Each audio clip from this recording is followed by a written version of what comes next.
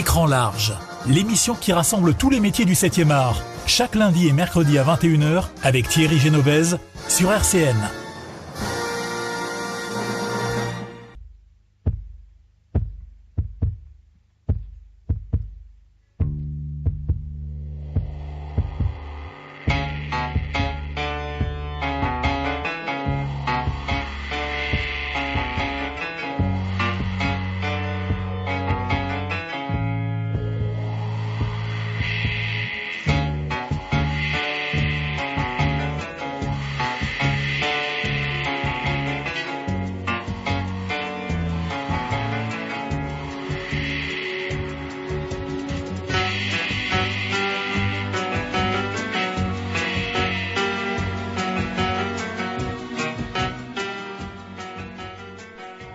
Bonsoir à tous, ce soir nous sommes en direct du musée Rému avec Isabelle Noin-Rému, la petite fille de Rému et celle aussi de Jean Noin, pour ceux qui ne l'ont pas connu, présentateur et parolier divin, un homme d'un professionnalisme hors norme.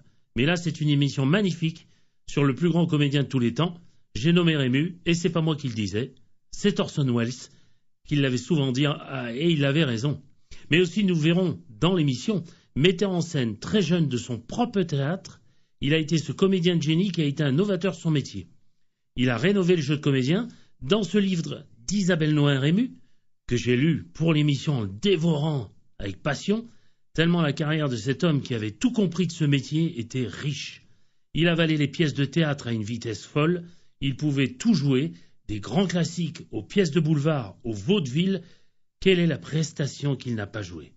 Un homme pas facile, exigeant, car il n'acceptait pas que l'on soit en retard sur un plateau.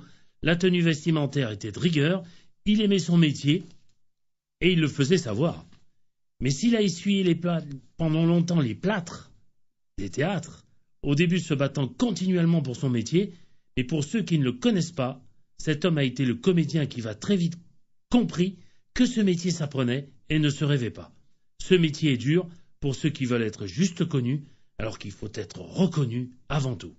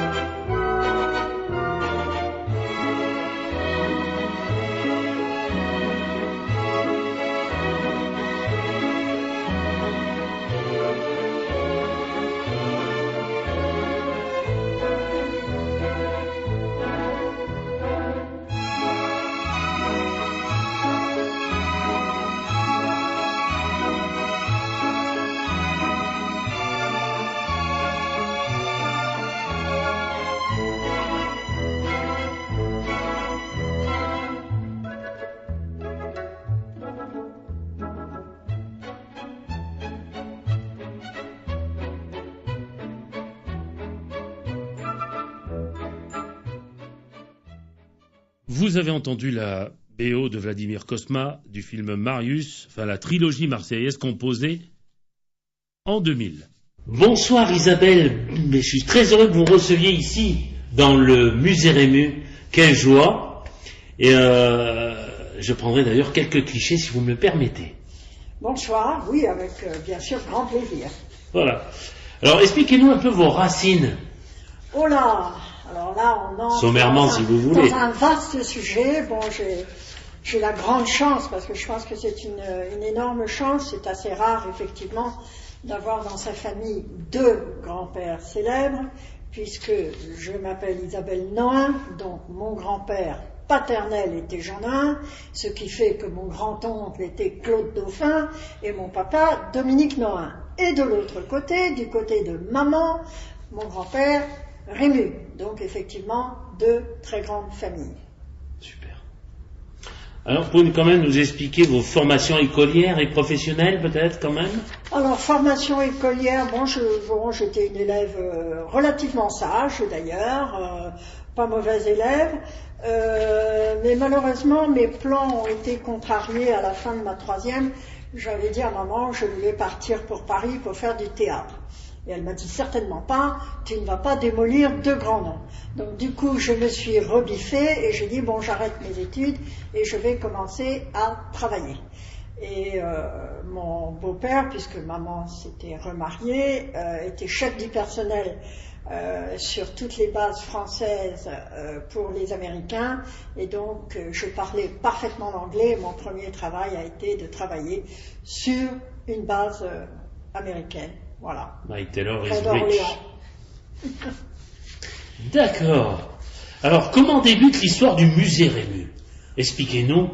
C'est pas de ce musée-là, bien sûr. Non, non. C'est un musée avant. Expliquez-nous. Oui, bien avant, puisque le premier musée a ouvert ses portes en 1981. Alors c'est rigolo, le 10 mai 1981, ceci n'ayant aucun rapport avec cela.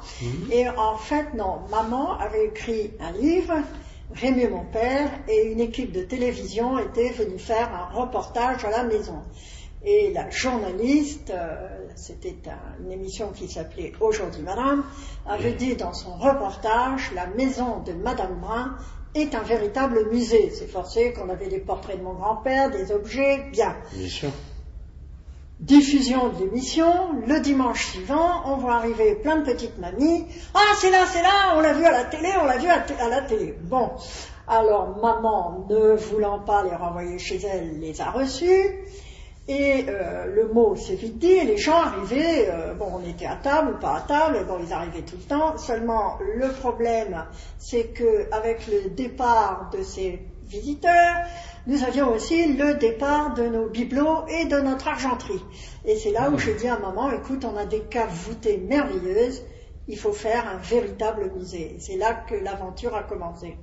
Et c'est vrai qu'on a ouvert notre premier musée dans un petit village du Var, où mon grand-père se rendait fréquemment, car il y avait un établissement hôtelier et un restaurateur fort réputé, l'auberge Trottoba, créé par l'ancien cuisinier de Clémenceau. Donc très très réputé. Et maman avait, à la mort de sa maman, avait racheté une maison qui était une ancienne boulangerie. Alors elle s'est dit c'est le destin, où on a un four de boulanger merveilleux. Et c'est comme ça qu'on a atterri à Méhoun-les-Montrieux. On a ouvert notre premier musée. Donc lors de l'inauguration, bien sûr, on avait des personnalités, les élus nous ont dit « Ah, mais il faut faire une association, on vous aidera, mesdames ». Bon, en fait, de nous aider, on ne nous a pas aidés du tout. La commune nous a fait un procès. Nous avons été jugés dans le Var et nous avons eu à payer des dommages et intérêts à la commune, ont troublé la tranquillité du village. Voilà. Alors je dois dire que pour maman, ça a été très très difficile à encaisser. Alors après ça, on a fait un peu des expositions extérieures et on s'est ensuite installé à Cogolin, dans le golfe de Saint-Tropez, où on a inauguré l'espace Rému en 1989. Et malheureusement, maman est décédée en 1992 et à partir de ce moment-là, j'ai assumé la gestion du musée toute seule. Je dois dire que l'association Loi 1901, nous n'avons jamais eu un sou de subvention. Nous avions rencontré M. Falco, qui est actuellement le maire de Toulon, qui était à l'époque le président du conseil général, qui nous avait dit « Mais mesdames, c'est très bien ce que vous faites, vous n'entrez pas dans nos attributions. » Voilà. Donc ça a été Ça a été difficile parce qu'il faut mener un musée, c'est pas, on a les mêmes frais qu'une entreprise, forcément pas les mêmes rentrées, et ça a été très difficile. Jusqu'au jour où j'étais toujours à Cololin, et on m'a appelé en me demandant si j'acceptais de recevoir le maire de Marignane parce qu'il avait une proposition à me faire. Et effectivement, il est venu me voir en me disant: je viens d'acquérir une propriété magnifique sur Marignane, j'aimerais lui donner une vocation culturelle. Si vous acceptez de venir visiter, eh bien on verra si on peut faire des choses ensemble. Et effectivement, quand j'ai vu ce lieu merveilleux et somptueux, j'ai dit oui, on peut faire quelque chose.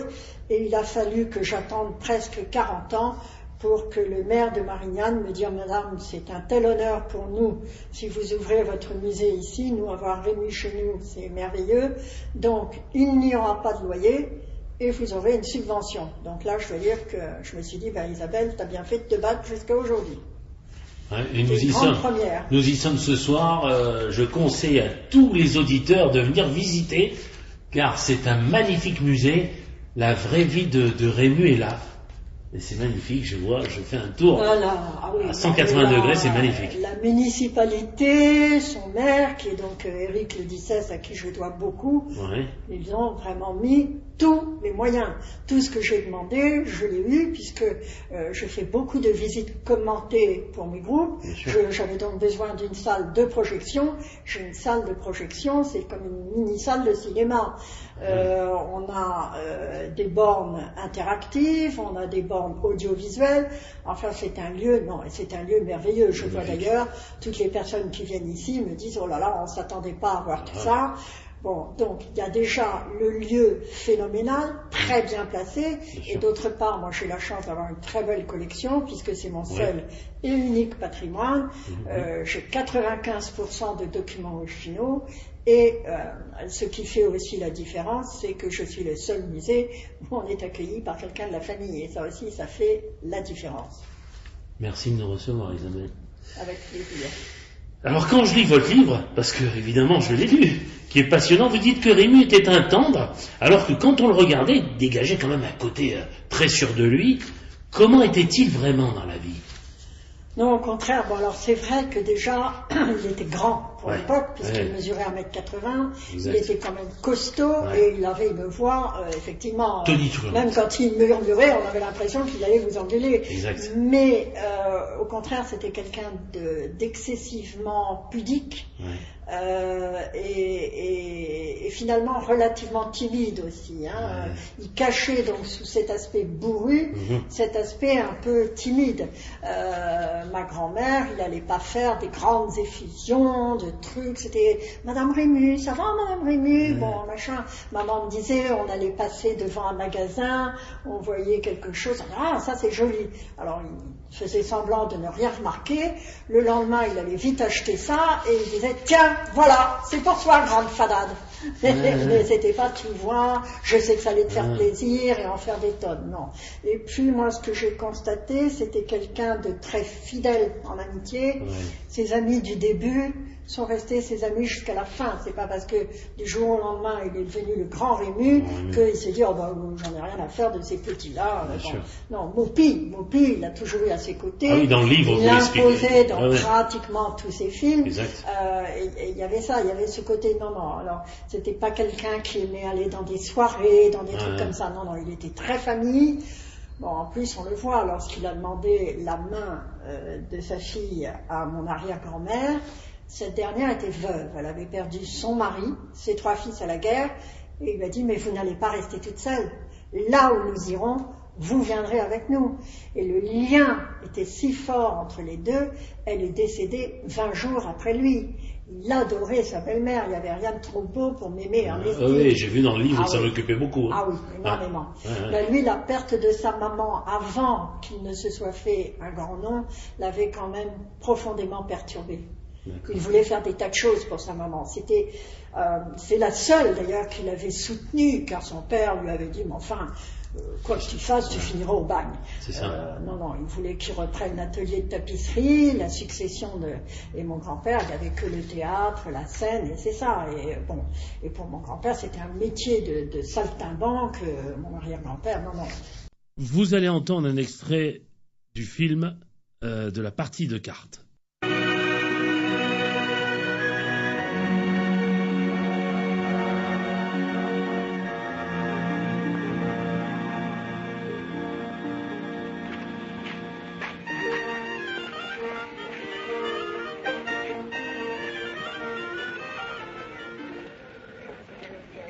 Et ben quoi, c'est à toi.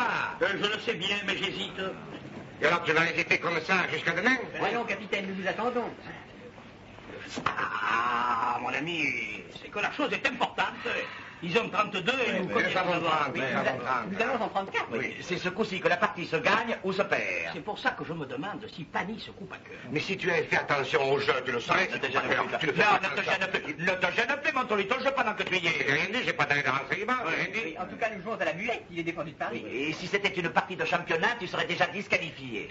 Écoute, Panis, moi j'en ai fait plus de 10 de parties de championnat. Et j'ai jamais vu une figure comme la tienne dans les championnats. Évidemment. Je me demande toujours si Pani se coupe à cœur. Et je te répète que quand on joue, on ne doit pas parler. Même pour dire bonjour à un ami. Je dis bonjour à personne, je réfléchis. Eh bien, réfléchis en silence. Tu as raison, t'as pas besoin de parler. Ah non, non. Et puis je te prie de ne pas lui faire de signes, hein. Tu ne dois regarder qu'une seule chose, ton jeu. Et toi aussi. Ah non, si tu continues à faire des grimaces, je fous les cartes en l'air et je rentre chez moi, hein. Ne vous fâchez pas, Panis, ils sont cuits. Moi, je connais très bien le jeu de la manille. Et continue à faire des grimaces. Tenez, monsieur Brown, surveillez Scartefigue, moi je surveille César. Comment tu me surveilles, comme si j'étais un tricheur? Tu me fais ça à moi, un camarade d'enfance à toi? Je te fais de la peine. Non, tu me fais plaisir, tu me surveilles comme si j'étais un scélérat, un bandit de grand chemin, je te remercie. Tu me fends le cœur, hein? Oh, allons, César. Pas de César, tu me fends le cœur. Tu me fends le cœur. Tu me fends le cœur. Oh! Et alors, ne jouons plus, non? Qu'est-ce qu'on fait? À moi, il me fend le cœur. À toi, il te fait rire. À toi, il te fait rire, alors. Oh, très bien. Cœur. Est-ce que tu me prends pour un imbécile? Tu l'as dit, il nous fend le cœur pour lui faire comprendre que je coupe à cœur. Et alors, il joue cœur par bleu. Tiens, et voilà tes cartes. Hypocrite, tricheur. Je ne joue pas avec un grec. Pourquoi tu fais que tu, ça? Pourquoi tu fais par un autre? Si on maître Paris, si je pas trompé par Maganta. Tu me fends le cœur. Je ne peux pas ressortir là, alors. Tu me fends le cœur. Il n'a pas l'air content. Ah non. Bien sûr, vous avez entendu l'extrait, bien sûr, de la partie de cartes tirée du film de Marius.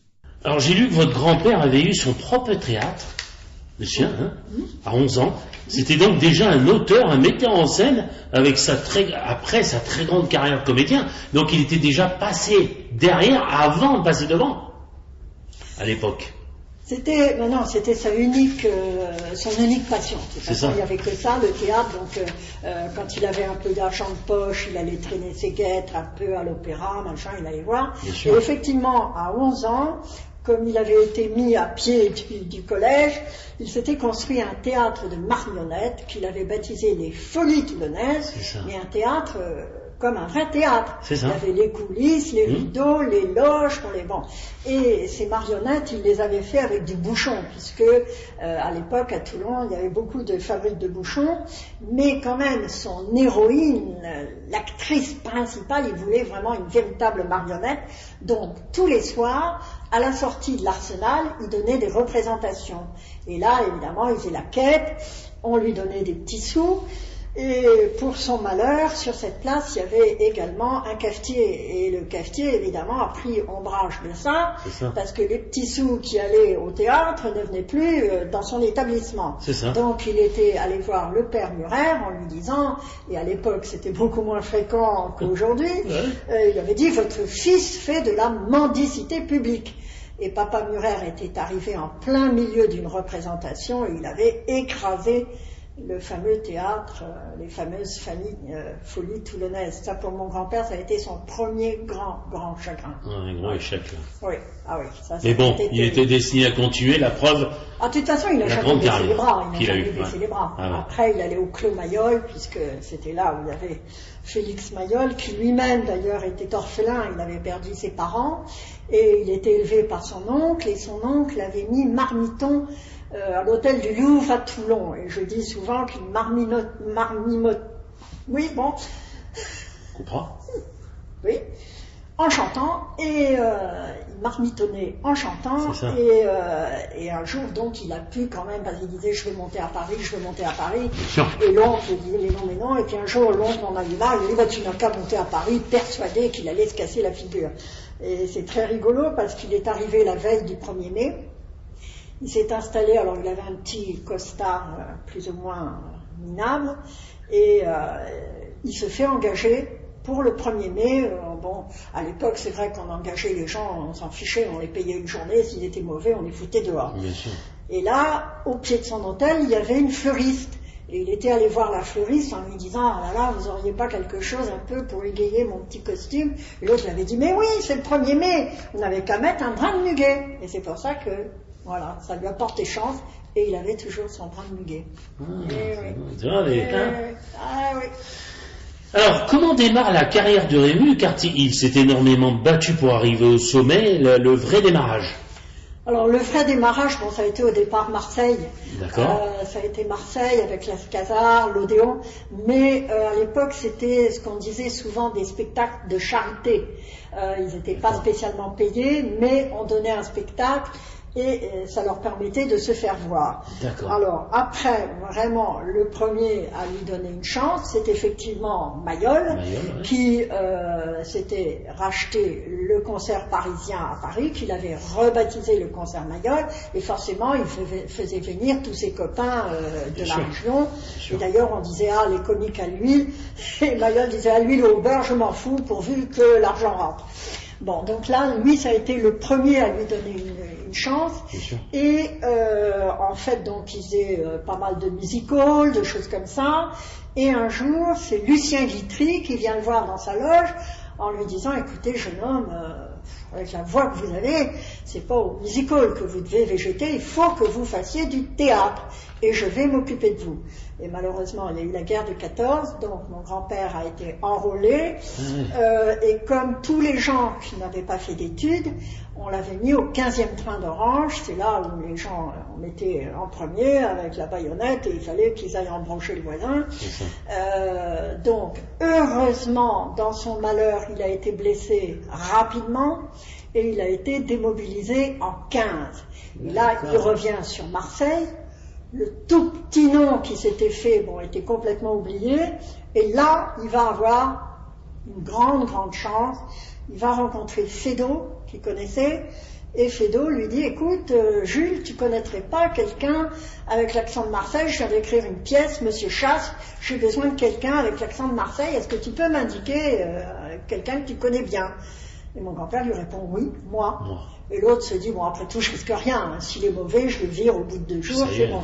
Et il l'engage. Et là, ça a été le début. Le gros début. Ça a très bien marché. D'accord. C'est là où il est monté à Paris. D'accord. Où il a rencontré le premier amour de sa vie, qui était une comédienne très très connue à l'époque, qui s'appelait Spinelli, et qui elle aussi l'a introduit dans plusieurs, lui a fait rencontrer des auteurs, voilà, et ils ont fait un bout de chemin ensemble, et à la scène et à la ville.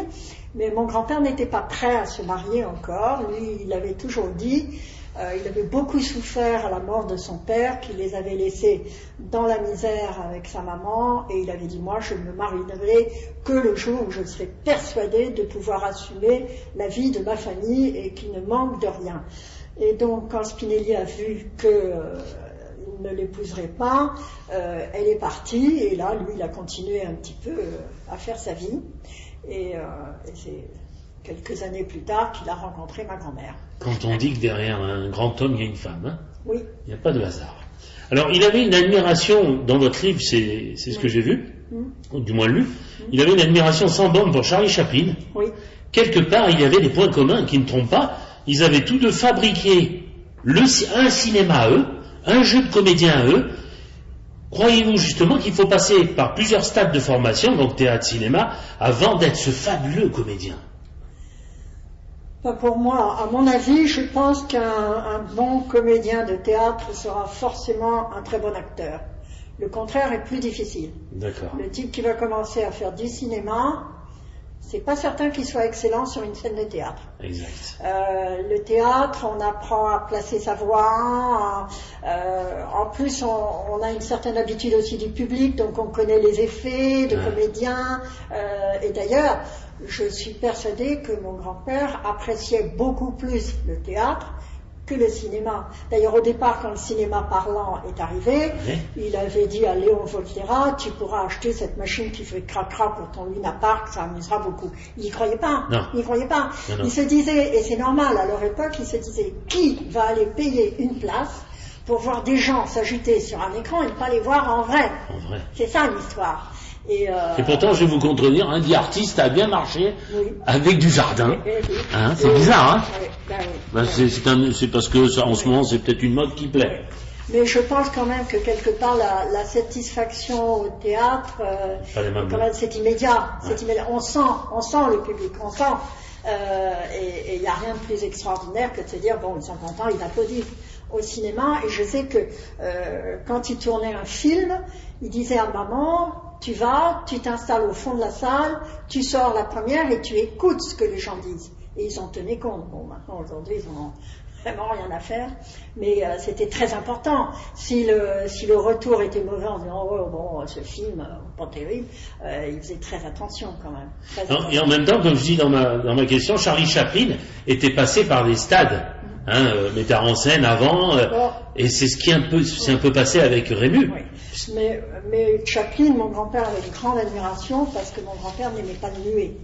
D'accord. Il ne fallait pas qu'on puisse le muet. Il avait tourné 5 films muets, je pense que simplement pour l'alimentaire. D'accord. Mais grande admiration justement pour Chaplin qui effectivement lui arrivait à faire passer des sentiments.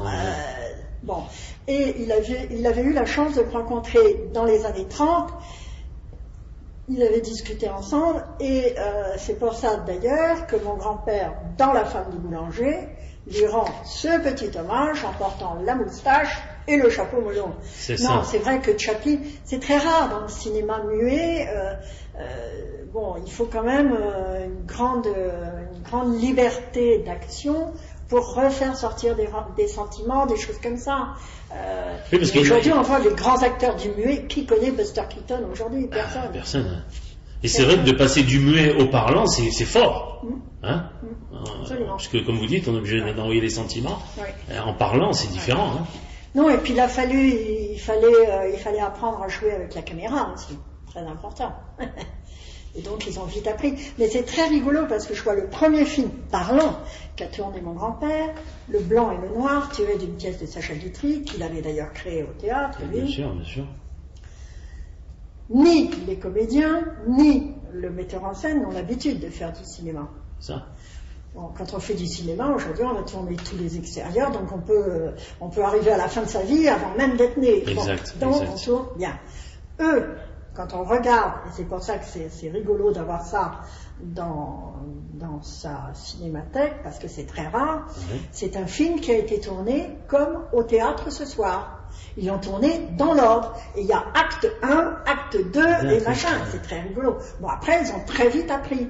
Mais mon grand-père disait, voilà, il faut s'habituer à la caméra, et oui. On joue avec la caméra. Hein. Bien sûr. Suivant comment l'angle de vue. Et c'est ça aussi le cinéma.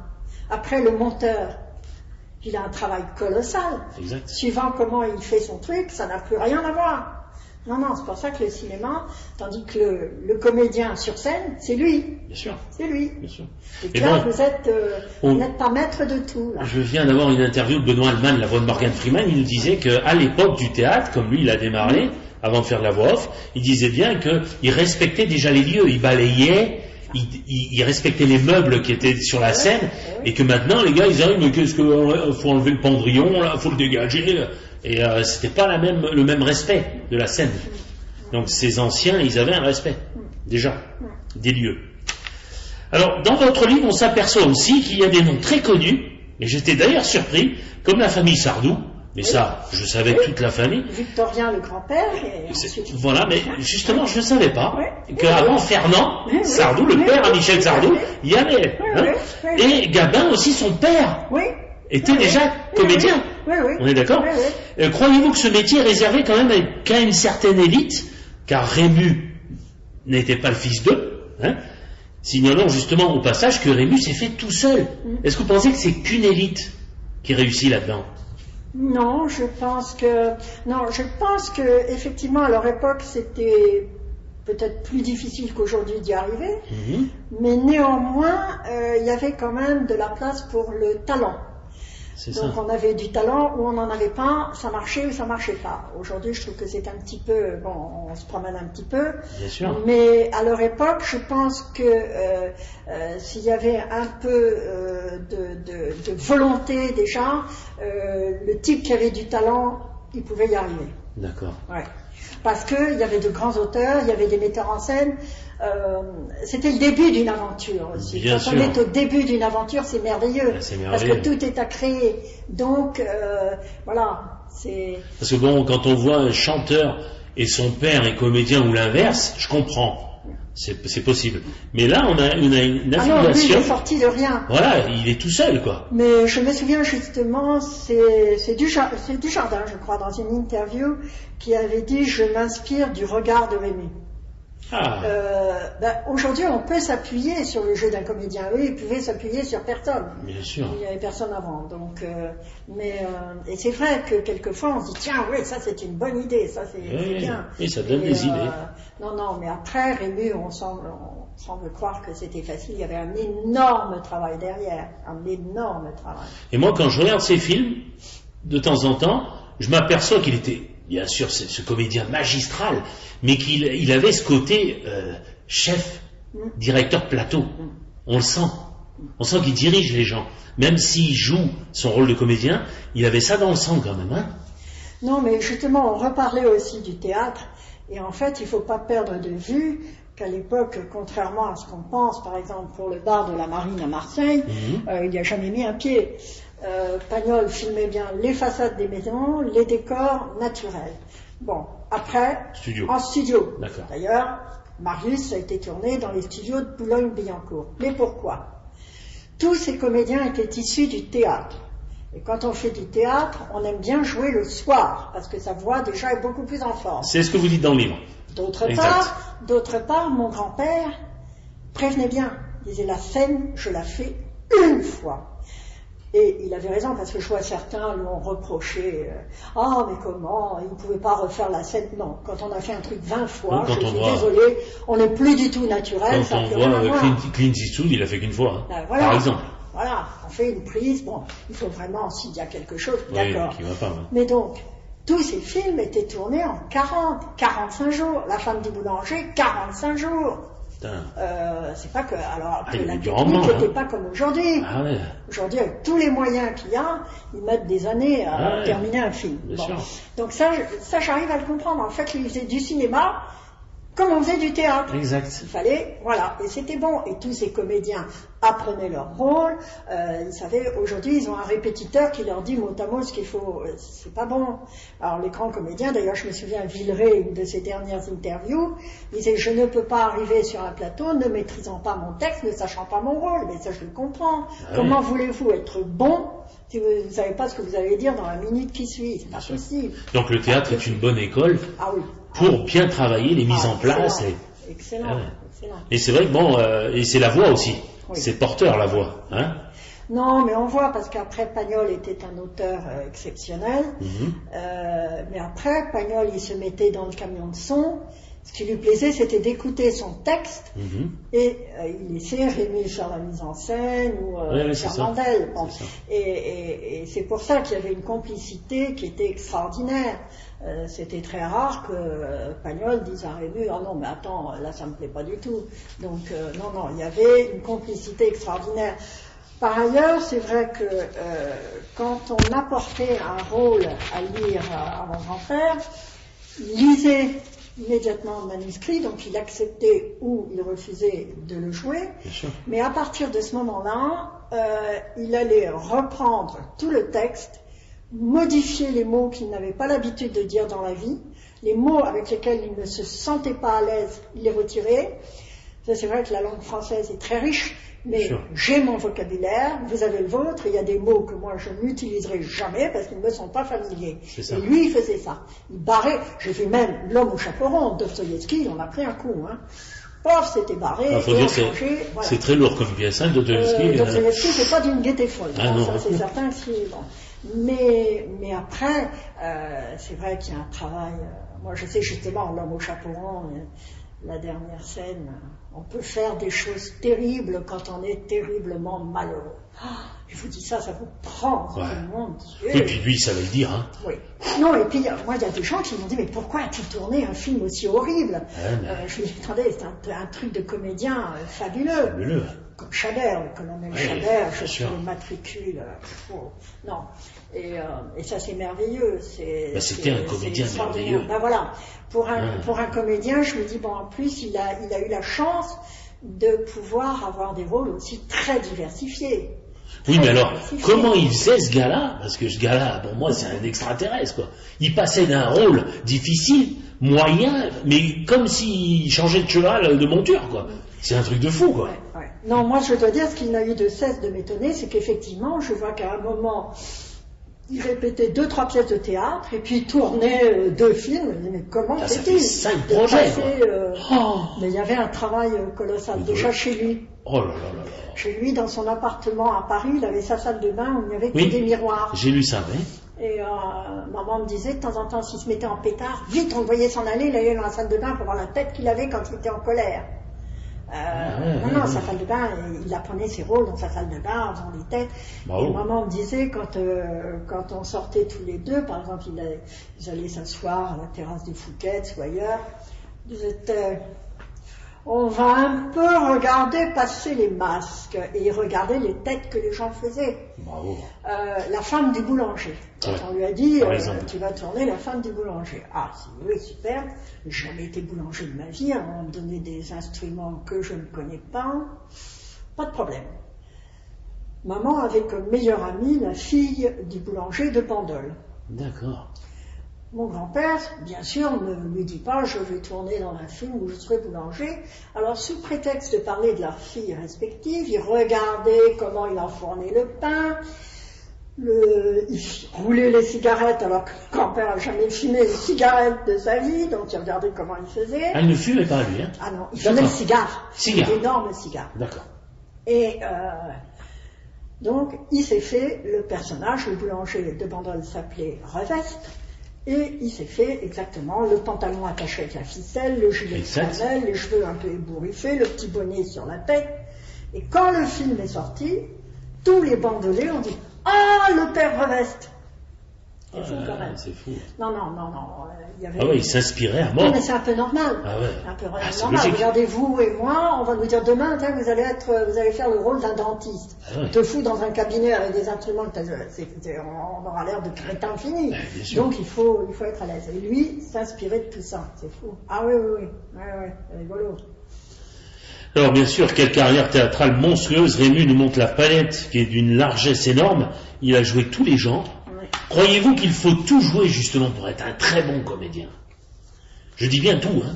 Oui, mais je pense qu'effectivement, je pense qu'il faut peut-être pas se réduire uniquement dans un personnage Oui. qui aurait pu lui arriver, parce que au cinéma, Même les pour plus le monde négatifs. entier, c'est César. Même Donc, les il plus fallait quand même- négatifs. Par exemple, si on vous demande demain de jouer un pédophile, il faut accepter. Je ne sais pas. Par exemple, Ça, hein. oui. Ça, je c'est ne sais l'extrême, pas. ça. Je ne sais pas, parce qu'effectivement, là, c'est peut-être mettre en avant quelque chose Voilà, qui qui est n'est pas difficile spécialement... à travailler, ouais. Non. Mhm. C'est un peu... bon, effectivement, hein, à ce moment-là aussi... C'est pas facile, hein. Landru aussi, Oui. pas très Non, non. rigolo. Mais après...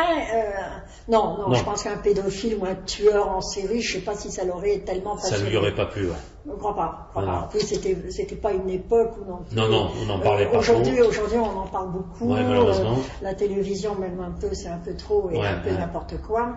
Mais je pense que ça, non. Non, mais après, je pense que l'on peut effectivement jouer du Molière et après jouer un auteur plus moderne, sûr. inconnu, quoi. Voilà. Bien sûr. Donc ça, je pense que ça, c'est bien. il faut quand même avoir, et c'est ce que je disais au cinéma, il a eu la chance d'avoir quand même des rôles très différents et très diversifiés, donc ça c'est important aussi pour un comédien. Et d'ailleurs, est-ce qu'on lui proposait ou il suggérait des rôles au réalisateur, lui? Non, pas du tout. Jamais. C'est en général les réalisateurs qui venaient voir en D'accord. lui disant, voilà, on aimerait... alors on les présentait, ils recevaient beaucoup de manuscrits. Bon, il y en avait qui refusaient tout de suite en disant c'est pas pour moi, d'autres qui l'acceptaient. Mais c'est vrai que par exemple, il était très ami avec Simenon, Ouais. donc c'est vrai que Les Inconnus dans la maison, c'est un très grand film. Bien sûr. Et Monsieur la souris aussi, donc. Bien sûr. Mais je pense aussi, bon, et puis il y avait les réalisateurs aussi. Ils s'entendaient très bien avec Marc Allégret, il y en avait d'autres, beaucoup moins. Donc il y a aussi cette espèce de complicité, comme il y a la complicité après avec certains comédiens. Georges Martin, on le retrouve dans d'autres films que des films de Pagnol. Alors, justement, Les Inconnus dans la maison, est-ce que c'est la reprise de Georges Laudner, Un inconnu dans la maison? Oui, c'est d'accord. oui. Ah oui, j'avais pas fait le distinguo. C'est Belmondo. Oui, Jean-Paul a repris le rôle, oui. Qui avait écrit à un moment en disant, en fait, on vient de me reproposer de faire un remake d'un film de Rémy. D'accord, c'est quel remake? C'était pas prévu ça. D'accord. C'était prévu Ces Messieurs de la Santé. Et c'est très rigolo, j'avais dit à maman, ah oui, ça peut être sympa, je le vois Taffard, je le voyais très bien Belmondo créant un nouveau Taffard. Et malheureusement, il l'avait réécrit à maman en disant, en fait, ça ne sera pas Ces Messieurs de la Santé, ça sera Les Inconnus dans la maison. Là, je vais te dire, je le voyais moins. Et ça a été remanié dans L'inconnu dans la maison, le manuscrit, bon, un peu le fond de l'histoire, mais ça a été quand même remanié parce que là, on a mis un sujet plus en avant, justement, avec la drogue, le machin. Bon. C'est ça. Et malheureusement, bon, la France n'est pas spécialement pour les remakes. Je dois dire, bon, donc j'ai vu le film avec Belmondo, j'avais trouvé Belmondo excellent. Ouais. La mise en scène m'avait beaucoup moins séduite. Bon, mais malheureusement, c'est quelque chose qui n'a pas marché. Et je vois à chaque fois qu'on a voulu refaire des films tournés par Rémy, il y a eu le colonel Chabert avec Depardieu, qui a été très maladroit, puisque la première interview qu'il a donnée, il a dit « Oh, Rémy !» Ça allait dans les pagnolades. Je lui dis, tu as tout à fait raison de dire ça. Oui, bien sûr. Surtout que lui, il en a quand même tourné une, pagnolade. Oui, bien sûr. Et après, on a dû lui dire, oh, écoute, non, puis les acteurs, Maribel, Rémy, non, t'es des pauvres cloches. Bien, parfait. Et dans l'interview suivante, on lui avait peut-être dit, bon, écoute, ne tape pas sur ces grands comédiens. Quand même, Là, il avait dit, on a fait mieux que Balzac. Ah, il s'est rattrapé. Sacré Depardieu. Je dois dire que ça n'a pas marché.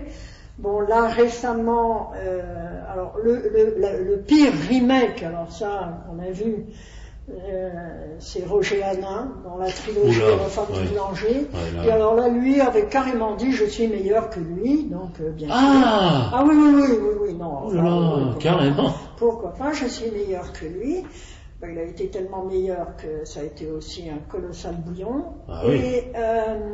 Et ensuite, bon, il y a eu Daniel Auteuil, notre que cher, je connais, que j'avais rencontré. Bon, je dois dire, La fille du puisatier, il a fait pour moi un gentillet petit film, mais c'est pas ça. Je pense pas que c'est ça qui marquera sa carrière. Non. Et par contre, bon, il a tourné Marius et Fanny. Ça n'a pas fonctionné. Donc, que je n'ai pas vu. Il n'a même pas tourné César. Là, non, on m'a dit qu'en sortie nationale pour Marius 125 000 entrées et pour Fanny 55 000. Alors, je dois dire que je pense que Daniel Auteuil est un merveilleux comédien. Ouais.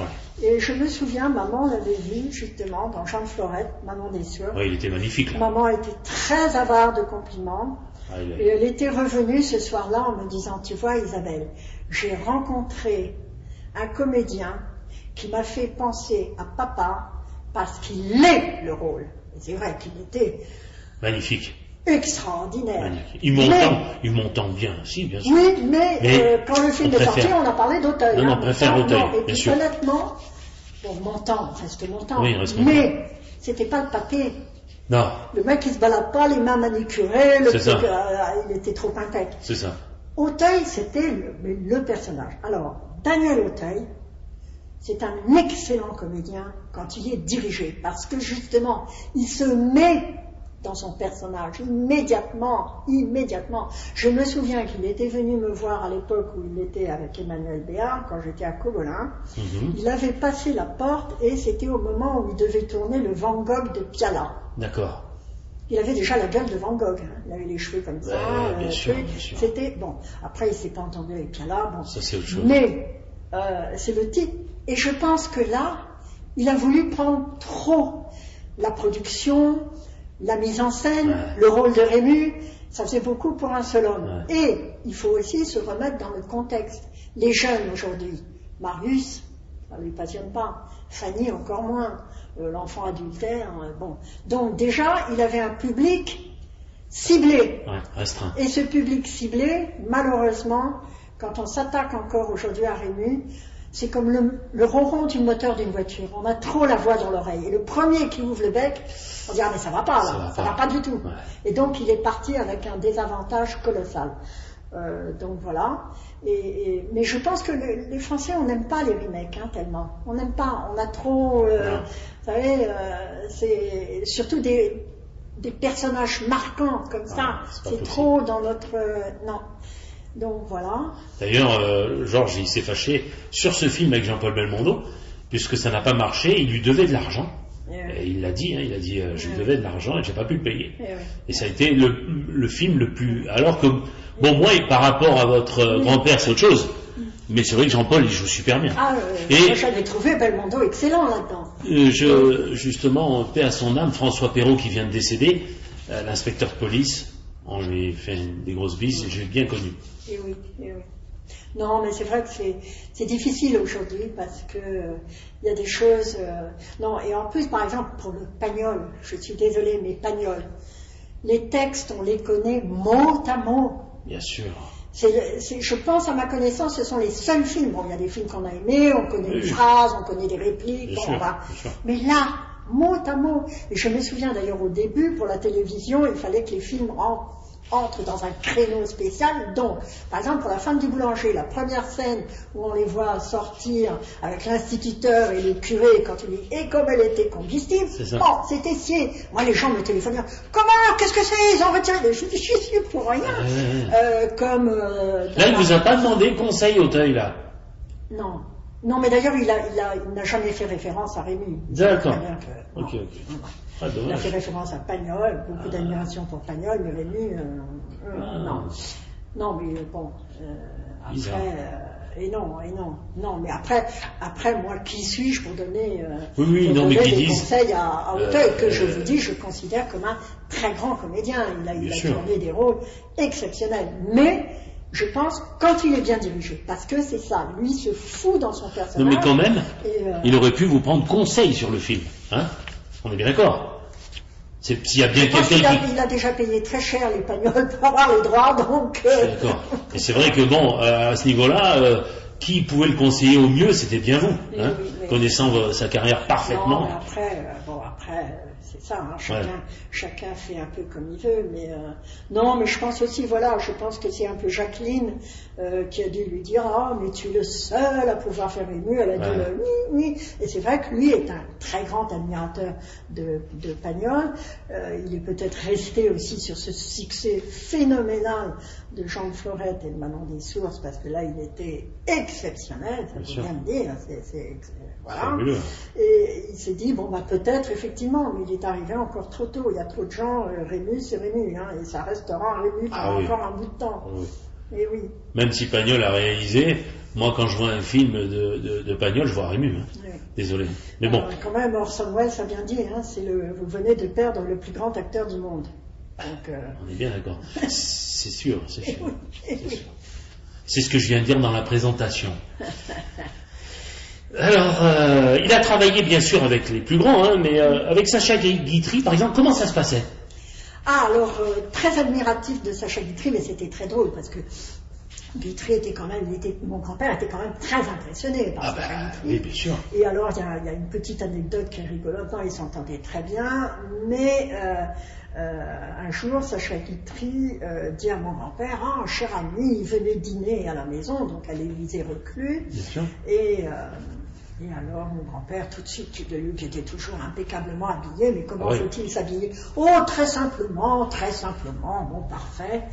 Et alors, ils arrivent à l'Élysée-Reclus, c'est Sacha Guitry qui ouvre la porte, et là, il le voit en jaquette de velours, machin, et sa femme, maintenant, je me souviens de l'époque, qui descend un escalier avec une traîne, Jacqueline de Libac, avec une traîne de 6 mètres de long, très simple, ça l'avait marqué.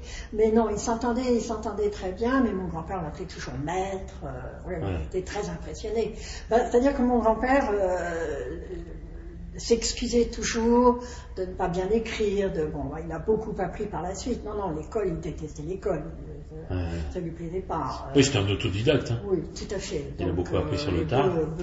Machin, il n'en avait rien à faire. Vraiment, il n'y avait que la scène, le théâtre. Alors c'est vrai qu'il a fallu qu'il apprenne beaucoup après, mais très souvent il s'excusait, je ne sais pas bien. Et c'est rigolo parce qu'après, plus tard, je ne sais pas ça, je demandais à Marcel, donc Pagnol, et il me dira. C'était amusant. Les Pagnol en profitaient bien. D'accord. Alors justement, j'y viens. Quand et comment se passe la rencontre avec Marcel Pagnol? C'est très amusant. En fait, alors Pagnol avait déjà écrit Topaz et au théâtre, qui était un très très grand succès. Et à l'époque, mon grand-père jouait une pièce de théâtre où il était habillé en femme, ça s'appelait Les Amis de Pension, il était habillé en femme. Et tout d'un coup, il entend frapper à la porte de sa loge, il entrevoit un visage, « Oh, pardon madame !» Et puis 5 minutes plus tard, il dit « Ah, vous êtes bien Rému !» Et là, mon grand-père dit « Oui, entrez. » Et là, il voit ce jeune homme, il dit « Écoutez, je viens vous proposer une pièce, je viens d'écrire une pièce qui s'appelle Marius. Je vous ai écrit le rôle de Panis. J'ai écrit tout ce rôle en pensant à vous, parce que je pense que vous seriez très bon là-dedans. » Mon grand-père lui dit, vous savez, je donne moi des pièces de théâtre, j'en ai un paquet, je joue du Guitry, je joue du Marcel Achard, je joue du Tristan Bernard. Et Pagnol lui dit, ah oui, mais moi, je suis né au bagne. Ah, mais il fallait me le dire tout de suite, on est presque collègues, laissez-moi votre couillonnade marseillaise. Et au fait, comment vous appelez-vous? Et l'autre lui dit, Pagnol, Marcel Pagnol. Bon, hop, et il s'en va, mon grand-père lui dit, revenez me voir dans une semaine. Bien sûr. Bon, évidemment, mon grand-père se renseigne un peu sur le Pagnol, on dit, bah oui, il a écrit, là, ça marche plutôt pas mal, bon, il lit le manuscrit, il dit, oui, d'accord, Panis, c'est pas mal, mais moi, je veux pas être Panis, je veux être César. Alors, 3 jours plus tard, Pagnol est de retour, et mon grand-père lui dit, bah écoutez, jeune homme, je lis votre pièce, elle me plaît beaucoup, je vais la jouer. Alors, l'autre, content comme tout, il dit, ah oui, mais je ne serai pas Panis. Ah bon? Mais pourquoi? Ah non, moi je veux César. Pagnol me dit, c'est pas un rôle, c'est un petit personnage, il y a quelques lignes. Oh mais ça n'a aucune importance, moi j'en ferai un rôle, vous l'êtes offert un peu. Oh, quand même, Marcel revient à la charge, mais pourquoi voulez-vous absolument être ce petit personnage?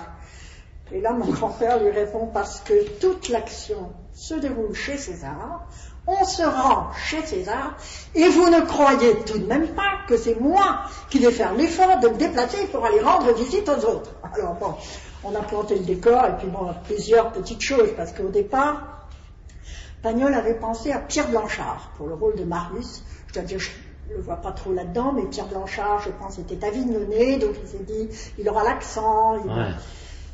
Et Pierre est sous contrat, le producteur ne veut pas le libérer, donc en cachette de tout le monde, Léon Volterra, qui est le propriétaire de pratiquement tous les théâtres de Paris, mais entre autres la Comédie de Paris, où va être créé Marius, engage Pierre Freinet, sans rien dire à personne. Mais ça arrive aux oreilles de mon grand-père, qui est en train de jouer une pièce de théâtre à Marseille, qui va voir tous ses copains, dis donc, tu en connais beaucoup, toi, des garçons de café marseillais qui sont alsaciens avec 4 Z et voilà, et protestants. Ah non, Julien, nous on n'en connaît pas, puis personne ne veut se fâcher avec lui, donc on n'en connaît pas. Alors, heureusement, la rencontre entre les deux va bien se faire. C'est rigolo d'ailleurs parce que ils étaient totalement et diamétralement opposés l'un à l'autre, mais ils vont très bien s'entendre. Et d'ailleurs, mon grand-père, plusieurs années plus tard, tournera un film sous la direction de Pierre Freinet, un film hélas qu'on ne voit plus, qui s'appelle Le Duel, où mon grand-père joue le rôle d'un père blanc. Et par contre, c'est pour Rome de Mazis. Personne n'avait soulevé d'objection parce que personne ne la connaissait. Et il ne la connaissait pas. Pourquoi? Parce qu'elle jouait sur les théâtres dits intellectuels à l'époque, et évidemment, ces comédiens ne fréquentaient pas ces théâtres. Alors là, et c'est comme ça que Pagnol, fou amoureux, bon, ça le regarde, et il la considère également comme la plus grande comédienne de son époque. Alors là, je te dis, je ne le rejoins pas tout à fait, je ne suis pas toute seule d'ailleurs, et il veut qu'elle soit un maximum sur scène, donc il écrit des scènes d'amour dithyrambiques, qui n'en finissent plus, qu'elle doit jouer avec Pierre Freinet. Oui, alors finalement, Pierre Freinet va voir mon grand-père en lui disant, écoutez, c'est plus possible, moi j'en peux plus, vous avez une influence sur Marcel, allez le voir et dites-lui, ton acte 3 est beaucoup trop long, parce qu'effectivement, il y avait une grande scène d'amour, 25 minutes avec Oran de Mazis, et il y avait la partie 4. Donc, il faut lui demander de raccourcir les choses. Alors effectivement, mon grand-père prend Marcel à part, il lui dit, écoute, tu assistes à toutes les répétitions, tu as dû remarquer, l'acte 1 c'est bien, l'acte 2 aussi, c'est enlevé, mais alors l'acte 3, mais c'est beaucoup, beaucoup trop long. Moi, franchement, je serai à ta place, j'enlèverai une scène. Alors évidemment, il insiste sur cette scène d'amour, bien sûr. Et il lui dit, non, franchement, moi, j'enlèverai une scène. Alors Marcel lui dit, tu es sûr? Ah oui, oui, oui, certain. Bon, ben d'accord, j'y réfléchis, et effectivement, 3 jours plus tard, Marcel fait la même chose, il prend Jules à part, oh là là, merci, mais merci, tu nous as sauvés de la catastrophe. Ah, l'acte 3, oui, non, j'ai bien écouté, alors oui, tu avais raison, c'est beaucoup, beaucoup trop long. Alors, j'ai suivi ton conseil, j'ai retiré une scène, alors j'ai demandé à la secrétaire qu'elle la supprime de tous les manuscrits, comme ça on sera tranquille, je lui ai demandé d'enlever la partie de 4. Ah, ne croyez pas, d'ailleurs il l'a écrit dans Confidence, il dit c'était pas digne de mon œuvre, c'était digne de l'Alcazar. Bon, ça surtout était digne de son portefeuille. Ah oui. Bon, Ouais. donc ça fait pas l'affaire de mon grand-père qui va voir Freinet, qui lui dit on a un problème, j'ai trouvé une astuce. On va dire à Oran qu'on fait une farce à Marcel pour le soir de la Générale. Vous savez, c'est un peu important la Générale. Ah bah oui, oui. Donc, on lui dit tu ne joues pas la scène d'amour et on lui fait une surprise. Bien. Donc en cachette, il fait répéter la partie de cartes, il va voir le régisseur du théâtre, il dit il faut que tu me dégotes une table, des chaises pour cette scène. Bien. Le fameux soir arrive, Pagnol est dans la salle, son acte 1, ouais, l'acte 2, ouais, bravo, on se dit ça y est, c'est dans la poche, et là on ouvre le rideau sur l'acte 3, et là il dit mon Dieu, mais catastrophe, qu'est-ce que c'est que ce décor? Et il voit sa partie de cartes. Il est allé dans la loge de mon grand-père, il a pris son crayon à maquillage, et sur la tapisserie sur le mur, il lui a écrit « Monsieur Rému est un génie », signé Pagnol. Vous allez entendre la bande-annonce de L'Inconnu dans la maison, film de Georges Lautner, avec notre grand Jean-Paul Belmondo, bien sûr.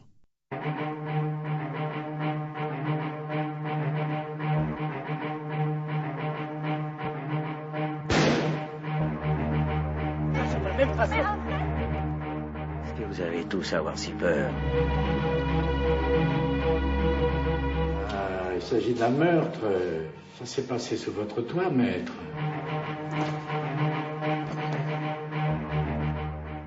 Je sais que tu me dis pas tout. D'où vous sortez ça, vous?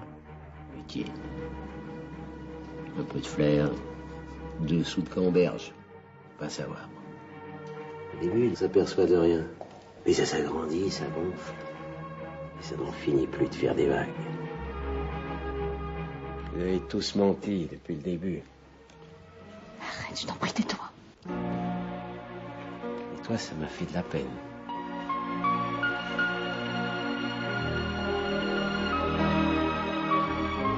Non mais franchement, Réfléchis. C'est tout réfléchi. Je continue. Écran large avec Thierry Genovese. Vous allez entendre un extrait de La femme du boulanger.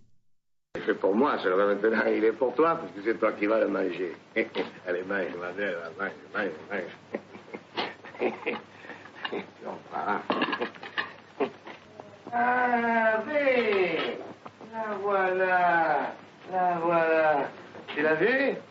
Tu l'as vu retourner? La pomponnette? Dis, garce, salope, ordure.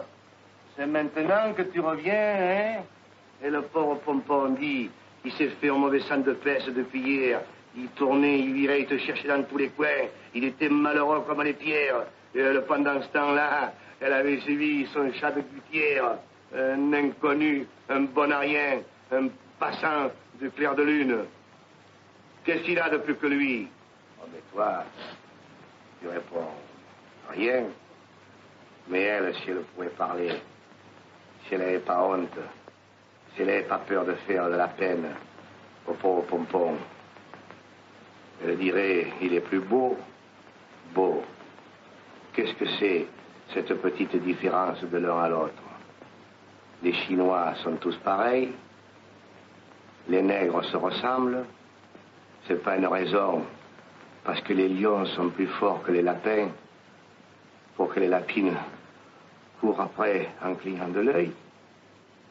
Et la tendresse, dit, qu'est-ce que tu en fais de la tendresse? Tu crois que ton berger de gouttière se réveillerait la nuit pour te regarder dormir? Oui? Tu crois que si tu étais parti, il laisserait refroidir son four s'il avait été boulanger? Et pourtant, si on pense à tout, il est vieux, pompon, et les jeunes, elle pourrait être sa fille. Alors, si la nature l'a voulu. Tais-toi, Emma, tais-toi. Tiens, regarde là, hein. Elle a eu l'assiette de lait du pauvre pompon. C'est pour ça qu'elle est retournée. Elle avait faim et froid. Bois le lait de pompon, hein. Ça lui fait plaisir. Dis, est-ce que tu repartiras encore? Elle ne repartira plus. Parce que si tu avais envie de repartir, il vaudrait mieux repartir tout de suite. Ça serait moins cruel. Non. Elle partira plus. Plus jamais. Qu'est-ce que tu vas, Aurélie? Qu'est-ce que tu vas? Quoi? Les voix. Qu'est-ce qui te parle? Je ne suis pas bien. Tu vas te coucher, Aurélie. Non, je vais rester près. Cette émission continue la semaine prochaine. Elle a été bien sûr en direct au musée Rému, mais nous l'avons construite en 2 émissions, évidemment, tellement la carrière d'Ému est énorme. Écran large avec Thierry Genovese. Écran large, l'émission qui rassemble tous les métiers du 7e art, chaque lundi et mercredi à 21h avec Thierry Genovese sur RCN.